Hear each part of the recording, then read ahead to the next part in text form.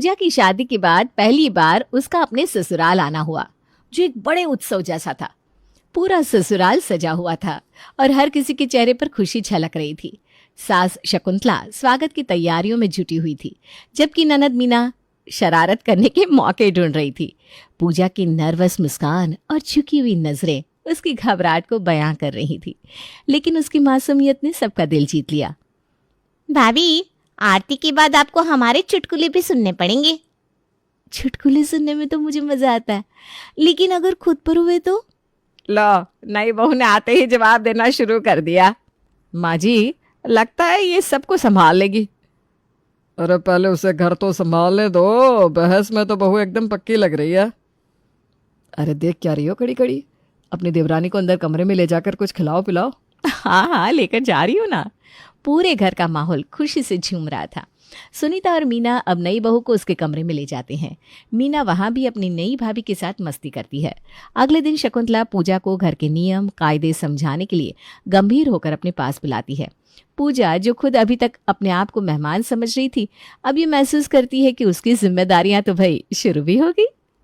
पूजा, घर संभालने की जिम्मेदारी अब तुम्हारी भी है, सब कुछ समझदारी से करना। हाँ जी माँ जी, मैं अपनी तरफ से पूरी कोशिश करूंगी। कोशिश पूरी करना, नहीं तो माँ तुम्हें हिलाकर रख देंगी। हाँ भाभी, आपने अभी माँ का बस एक रूप देखा है, दूसरा अभी बाकी है। चुप रहो तुम दोनों, बहुत ज्यादा बोलती हो। माँ, अब आप भाभी को ऐसे ही आते ही डराएंगी तो ये भाग जाएंगी। मैं बहू को उसका काम बता रही थी, तुम्हें तो बस सारा दिन मटर गश्ती करनी होती है। अरे माँ, डॉक्टर्स बताते हैं कि खुश रहने से खून बढ़ता है। बस बस, अब ज्यादा खून बढ़ाने की जरूरत नहीं है, हम लोगों को काम करने दो। अब ससुराल में पूजा की शुरुआत तो हंसी मजाक से हुई, लेकिन पूजा के लिए ये नई दुनिया थी जहां उसे अपनी जगह बनानी थी। वो जल्द ही सबके साथ घुल मिल गई। अब रात के समय रोहित पूजा से बात करता है। कहो पूजा, तुमको हमारा घर और परिवार कैसा लगा? बहुत अच्छा है, और सबसे ज्यादा मजेदार बातें तो मीना की होती है। हाँ, वो बहुत चुलबुली है, उसकी वजह से घर का माहौल मजाक मस्ती वाला बना रहता है। जी हाँ, आज माँ जी ने मुझे घर के काम के साथ यहाँ के तौर तरीके भी बताया। बढ़िया, मतलब आज का दिन मज़ेदार रहा। जी, मुझे सबके साथ बहुत मज़ा आया। अगले दिन शकुंतला ने पूजा को पहली बार रसोई संभालने का मौका दिया। ये उसके लिए नया था, इसलिए वो थोड़ी नर्वस लग रही थी। तब उसकी जेठानी उसे समझाती है, देखो पूजा, आज किचन में तुम्हारा पहला दिन है, लेकिन तुम्हें नर्वस नहीं होना, हाँ, वरना गड़बड़ कर दोगी। जी दीदी। और हाँ, किसी सामान या किसी चीज़ का पता ना हो तो मुझसे पूछ लेना, मैं तुम्हारी बड़ी बहन जैसी हूँ। थैंक यू दीदी, मैं समझ गई, मैं कर लूँगी। अब पूजा किचन में अपने काम में लग जाती है और जल्दबाजी में उससे सब्जी बनाते वक्त नमक ज़्यादा पड़ जाता है। उसको इस बात का पता नहीं चल पाता और वो सबको खाना परोस देती है। सुनीता सब्जी चखते ही पूजा से कहती है, पूजा, ये क्या, सब्जी में तो नमक बहुत ज़्यादा हो गया है। अरे, ये गड़बड़ मुझसे कैसे हो गई? इसका तो कुछ जल्दी सोचना पड़ेगा, नहीं तो ससुराल में तेरी नाक कट जाएगी। पूजा, ओ हेलो पूजा, कहाँ ध्यान है, मैं कुछ कह रही हूँ ना। अरे ये मैंने आलू वाली सब्जी बनाई है दीदी, इसमें ना आलू डालना भूल गई थी, अभी इसको ठीक करके लाती हूँ। आलू वाली? जी माँ जी, अब डाल देती हूँ ना। भाभी, आप तो कमाल है, आलू वाली सब्जी में आलू ही नहीं है। पूजा तुरंत किचन में जाकर आलू डालकर उस सब्जी को सही करके ले आती है। अब जब सब लोग सब्जी खाते हैं तो उसका स्वाद सबको बहुत पसंद आता है, जिससे उसकी गलती को हंसी में टाल दिया जाता है और वो अपनी पहली परीक्षा में पास हो जाती है। अरे वाह बहू, सब्जी तो तुमने बहुत अच्छी बनाई है। सच में आज की सब्जी का स्वाद ही अलग है, और अच्छा भी। थैंक यू माँ जी, पापा जी।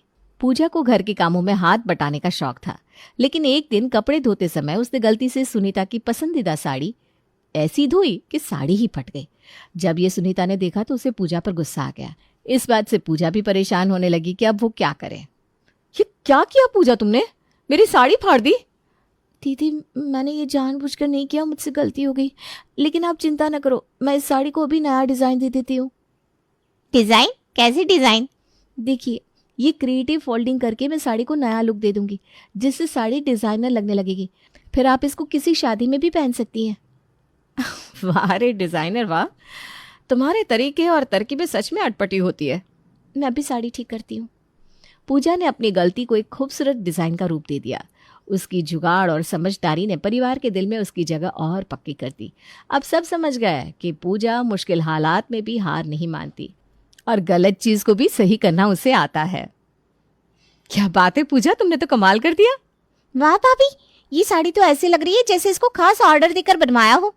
अच्छा मीना, अब तुमको भी अपने किसी कपड़े में कोई डिजाइन करवाना हो तो मुझे बता देना। हाँ हाँ, जरूर बताऊंगी भाभी। कुछ दिन बाद घर में त्योहार का माहौल था। पूजा को पहली बार दिए जलाने की जिम्मेदारी सौंपी गई थी। उसने खुशी खुशी ये काम संभाला, लेकिन उत्साह में काम करते हुए उससे कुछ दिए नीचे गिरकर टूट गए। ये देखकर वो बहुत डर गई। हे भगवान, ये क्या हो गया? कहीं किसी ने ये टूटे हुए दिए देख लिए तो मुझे बहुत डांट पड़ेगी। मुझे जल्दी ही कुछ सोचना पड़ेगा। पूजा मंदिर में ही इधर उधर देखती है। उसे वहां नारियल के टुकड़े पड़े दिखाई देते हैं।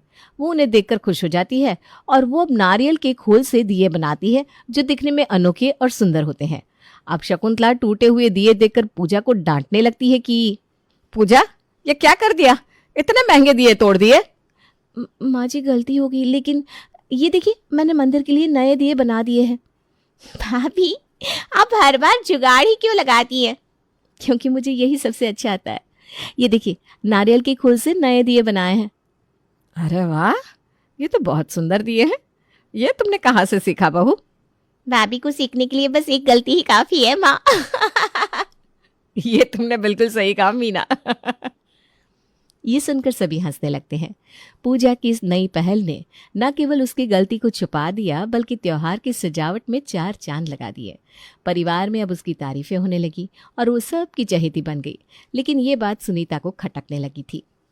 आज तक मेरी तारीफ इस घर में किसी ने नहीं की, और इस पूजा की हर बार गलती करने के बावजूद सब जमकर तारीफ करते हैं।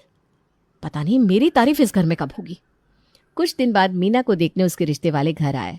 शकुंतला ने पूजा से कहा कि वो रोटियां बनाए। पूजा ने बड़े उत्साह से इस काम को स्वीकार किया और वो रोटियां बनाने किचन में चली गई। रोटियां बनाते वक्त उसका तवा जमीन पर गिरकर टूट गया। ये देखकर पूजा घबरा गई। दूसरी तरफ काम कर रही उसकी जिठानी उसे परेशान देखकर मन ही मन खुश हो रही थी। हे भगवान, ये क्या हुआ? लगता है मेरा दिमाग ही खराब हो चुका है। मुझसे कोई काम सही से पता नहीं क्यों नहीं होता।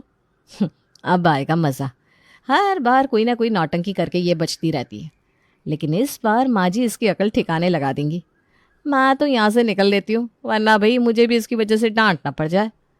अब सुनीता बहाना बनाकर किचन से बाहर चली जाती है और ये बात जाकर शकुंतला को बता देती है।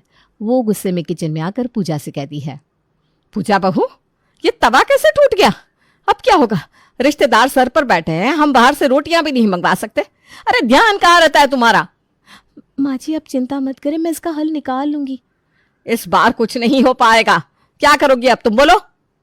भाभी, इस बार अब कौन सा जुगाड़ काम आएगा? इंतजार कीजिए, कुछ खास होगा। इस बार भी पूजा ने हार नहीं मानी। थोड़ा सोचने के बाद वो बाहर से एक बड़ा पत्थर लेकर आई और उसने उससे भट्टी बनाकर रोटियां सेकना शुरू कर दिया। अब जब रिश्तेदारों ने रोटियां खाई तो उनको तो रोटियां बहुत पसंद आई। अरे वाह, ये रोटियां तो बेहद स्वादिष्ट है। ऐसा लग रहा है जैसे हम पहली बार रोटी खा रहे हैं। ऐसी रोटी तो हमने पहले कभी नहीं खाई भाई। ये रोटियां मेरी नई बहू पूजा ने बनाई है। वाह वाह शकुंतला जी, आपकी बहू के हाथ में तो जादू है, और इसके हाथ की रोटी लाजवाब है। धन्यवाद भाई साहब। बेटा, तुम अपनी ननद को भी ऐसा स्वादिष्ट खाना बनाना सिखा देना, जिससे हमको रोज ऐसा स्वादिष्ट खाना खाने को मिलेगा। जरूर भाई साहब, आप चिंता ना करो। मीना को पूजा ही खाना बनाना सिखा रही है। पूजा की रोटियों की वजह से मीना का रिश्ता पक्का हो जाता है, जिससे पूरे घर में खुशी की लहर दौड़ जाती है। इस नई खोज ने उसे घर में और भी ऊंचा स्थान दिला दिया। शकुंतला उसकी तारीफ करते नहीं थक रही थी, लेकिन जिठानी सुनीता को लगने लगा था कि पूजा ने अपनी जगह बनाने के लिए हर बार जुगाड़ का सहारा लिया है, जो कि बहुत गलत है। मैं इस पूजा को सबक सिखा कर रहूंगी और ये बताऊंगी कि जुगाड़ से काम नहीं चलता, टिकाऊ काम मेहनत से ही हो पाता है। पूजा की बढ़ती तारीफों से सुनीता चिढ़ने लगी। वो हमेशा से घर की जिम्मेदार बहू मानी जाती थी, लेकिन अब पूजा हर किसी की पसंद बनती जा रही थी। दोनों के बीच एक अनकहा तनाव पैदा होने लगा। सुनीता ने एक दिन चुपके से पूजा को चुनौती देने की ठान ली। पूजा, तुम्हारे जुगाड़ तो बड़े काम के हैं भाई, लेकिन क्या हर बार सब कुछ जुगाड़ से करना सही है? भाभी, मैं तो बस अपनी कोशिश करती हूँ और मेरा काम अच्छे से हो जाता है, तो इसमें आप मुझे ये सब क्यों सुना रही हैं? पूजा, जुगाड़ तब करनी चाहिए जब कोई दूसरा रास्ता ना हो, और मेहनत से बचने के लिए जुगाड़ करना तो गलत है भाई। सुनीता और पूजा में बहस तेज हो जाती है, जिसकी आवाज़ बाहर तक सुनाई देने लगती है। हॉल में बैठी शकुंतला और मीना को भी ये आवाज़ सुनाई देती है। मीना मज़े लेते हुए कहती है, आज दोनों भाभियाँ किचन में ही लड़ेंगी क्या? यहाँ बाहर आकर लड़ो, मैं और माँ यहाँ बोर हो रहे हैं। चुप रहो मीना। क्या हुआ बहू, क्यों लड़ रही हो? पूजा के ससुराल वाले उसकी हर जुगाड़ को सराहते हैं और इस वजह से उसे अपने हुनर पर घमंड हो जाता है, और वो कभी कभी सुनीता की सलाहों को नज़रअंदाज करने लगती है। इसलिए सुनीता को लगने लगा कि पूजा को अपनी सीमाओं का एहसास होना चाहिए। पूजा, मैं तुम्हें बस समझाने की कोशिश कर रही हूँ कि हर बार जुगाड़ करना सही नहीं है। कुछ चीज़ों में समझदारी और मेहनत ज़रूरी होती है। दीदी, आप क्यों बार बार मेरी तारीफों में कमियां निकालती रहती हैं? मैं तो बस अपना काम पूरा करने की कोशिश करती हूँ। लेकिन पूजा, कोशिश और जल्दबाजी में फ़र्क होता है। हर बार जुगाड़ चलाना तुम्हें भारी पड़ सकता है। बस दीदी, जब भारी पड़ेगा तब की तब देखी जाएगी। अभी आप मेरे काम में टांग मत अड़ाओ। ठीक है, अब मैं तुमको कुछ नहीं कहूंगी। तुमको जैसा सही लगे तुम वैसा ही करो। सुनीता की बातों को पूजा ने अनसुना कर दिया। एक दिन रसोई में सुनीता ने देखा कि पानी की टंकी से हल्का पानी लीक हो रहा है। उसने अमित को बुलाकर इसे ठीक करवाने को कहा, लेकिन पूजा ने इसे नजरअंदाज करते हुए पन्नी से टंकी को बांध दिया। जी, आप परेशान मत हो, मैंने टंकी को बांध दिया है, अब वो सही हो गई है। अरे वाह पूजा, तुम तो बहुत होशियार हो। अरे नहीं भैया, ये तो बस मेरे बाएं हाथ का कमाल था। सुनीता ये सब किचन से सुन रही थी और पूजा से चिढ़ रही थी। कुछ देर बाद पानी के प्रेशर से टंकी पर बंधी पन्नी फट गई और किचन पानी से भर गया। अब सुनीता गुस्से में चिल्लाकर पूजा को बुलाती है। पूजा, पूजा, यहाँ आओ। देखो तुम्हारे जुगाड़ का नतीजा। पूरा किचन पानी पानी हो गया और मैं पानी से पूरी भीग गई हूँ। अब दीदी, मुझे लगा इससे काम चल जाएगा। पूजा, ये छोटी छोटी गलतियां बड़ा नुकसान कर सकती है। हर बार जुगाड़ मत किया करो। मुझसे गलती होगी दीदी, अब से ध्यान रखूंगी। अमित, तुम जाकर प्लम्बर को बुला कर लाओ और ये टंकी जल्दी से ठीक करवाओ। पूजा भाभी, आज आपके बाएं हाथ का कमाल सुनीता भाभी पर भारी पड़ गया। अब आप अपने बाएं हाथ का कमाल कभी मत दिखाना। कुछ दिन बाद घर में गैस खत्म हो गई। सब लोग परेशान हो गए, लेकिन पूजा ने जुगाड़ लगाते हुए पुराना स्टोव निकाल दिया और उस पर खाना बनाना शुरू कर दिया। लेकिन स्टोव थोड़ी देर में ही खराब हो गया और उसमें आग लग गई। ये देखकर घर के सभी लोग घबरा गए। रामलाल तुरंत दौड़कर आग बुझाने लगता है। बहू, ये क्या किया तुमने? जुगाड़ से हर बार काम नहीं चलता। अगर आग और बढ़ जाती तो बड़ा हादसा हो सकता था। पापा जी, मुझे लगा ये सही रहेगा। याद रखना पूजा, छोटी गलतियां कभी कभी बड़े नुकसान का कारण बन जाती है और तुमको अब ये बात समझनी होगी। जी पापा जी, अब मैं ऐसा काम दोबारा नहीं करूंगी। पूजा ने रामलाल की बात मानी, लेकिन अब भी उसने अपनी आदत सुधारने की कोई कोशिश नहीं की थी। एक दिन मीना के ससुराल वाले घर आने वाले थे। शकुंतला ने बैठक को सजाने की जिम्मेदारी पूजा को दी। पूजा ने अपनी क्रिएटिविटी दिखाने के लिए रंग बिरंगे कागज काट कर झालर बनाई और पूरे कमरे में सजा दी। रिश्तेदार ये देखकर हंसने लगे, क्योंकि सजावट पारंपरिक नहीं बल्कि बच्चों के स्कूल प्रोजेक्ट जैसी लग रही थी। अरे भाभी जी, ये कैसी सजावट करवाई है आपने? लगता है हम लोग बच्चों के आर्ट क्लास में आ गए। अब वो क्या है ना भाई साहब, ये बहू ने किया है। लगता है इस बार उसका तरीका थोड़ा गलत हो गया है। कोई बात नहीं भाई साहब, लगता है आपकी बहू को अभी उतनी समझ नहीं है। अभी वो बच्ची ही तो है, धीरे धीरे समझदार हो जाएगी। शकुंतला को रिश्तेदारों की बातें चुभ जाती है और वो पूजा पर भड़क जाती है। पूजा, ये क्या किया तुमने? रिश्तेदारों के सामने हमारी नाक कटवा दी। माँ जी, मुझे माफ कर दीजिए, अब ऐसी गलती कभी नहीं करूंगी। पूजा के बार बार गलती करने की वजह से शकुंतला को अब उस पर विश्वास ही नहीं हो रहा था।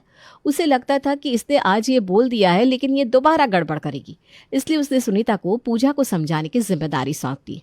सुनीता, तुमने पहले भी अपनी देवरानी को बहुत समझाया है, अब उसे बताओ कि हर काम में समझदारी कैसे दिखानी है। जी माँ जी।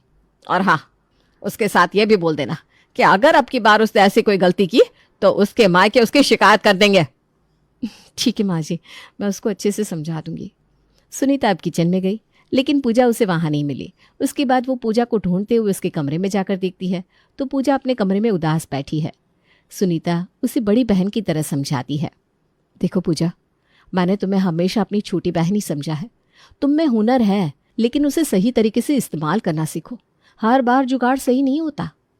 दीदी, मुझे अपनी गलतियों का एहसास हो रहा है। मैं वादा करती हूँ मैं आगे से समझदारी से काम करूँगी। पूजा को अब अपनी गलतियों का एहसास हो जाता है। उसने इस बार बहुत ध्यान से सुनीता की बात सुनी और उसको मान भी लिया और हर काम को बेहतर तरीके से करने का निश्चय किया। अब वो सुनीता की सलाह को ध्यान से सुनती और उसे मानने लगी। शकुंतला ने सुनीता की तारीफ करते हुए कहा कि उसने अपनी देवरानी को सही दिशा दिखाई है। इसके बाद घर में सभी लोग मिलजुल कर रहने लगे। पूजा और सुनीता के बीच का तनाव भी खत्म हो गया। सुनीता, तुमने अपनी देवरानी को बहुत अच्छे से समझाया। अब मैं देख रही हूँ कि पूजा तुम्हारी हर बात मानती है। माँ जी, सुनीता दीदी मेरी गुरु है। मुझे उनसे बहुत कुछ सीखने को मिला है। तो भाभी, अब किसी काम में जुगाड़ नहीं होगा ना? और आप अपने बाएं हाथ से तो कोई काम करना ही मत, वरना सब पानी पानी हो जाएगा। नहीं दीदी, अब मैं सुनीता दीदी की सलाह पर ही चलूंगी। पूरे परिवार में अब खुशी का माहौल था। सभी मिलकर त्योहार मनाते, हंसी मजाक करते और एक दूसरे का साथ देते थे। पूजा ने भी समझ लिया कि जुगाड़ से नहीं बल्कि मेहनत और समझदारी से ही जीवन में सफलता मिलती है।